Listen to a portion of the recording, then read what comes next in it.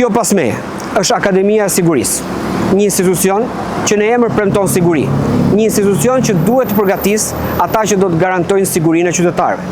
Por pikërisht këtu mungon siguria më elementare, siguria ushqimore.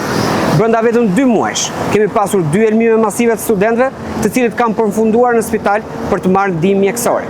Pas rastit të parë u premtuan hetime dhe masa, por fakti që e njëjta ngjarje u përsërit tregon se ose nuk u morën masat, ose ishin tërësisht të paefektshme. Nëse në Akademinë e Sigurisë nuk garantohet dot një vakt i sigurt për studentët, çfarë sigurie mund të presin qytetarët të shkolla, spitale, konvikte apo në çdo institucion tjetër publik? Çfarë besimi mund të kenë ato në një shtet që dështon edhe në deturimin bazë të tij? Ky nuk është një incident i izoluar. Është pasojë një modeli qeverisje që ka humbur prioritetet.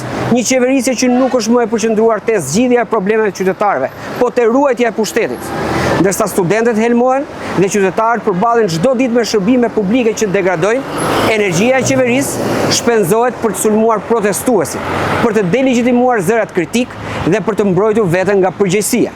Prandaj protestat nuk lindin nga propaganda e askujt, kryeministër. Ato lindin nga grumbullimi i dështimeve të përditshme të tua, nga qytetarë që shohin se shteti nuk arrin të garantojë as standardet më elementare, por gjen gjithmonë kohë dhe energji për të marrë pikërisht me ata që protestojnë. Sot kjo qeveri është e përqendruar te ruajtja e karriges së pushtetit, ndërsa po le bosh karriget e institucioneve. Institucione që nuk funksionojnë më si garanci për qytetarët, por si fasadë, dhe koston e kësaj e paguajmë çdo ditë qytetarët.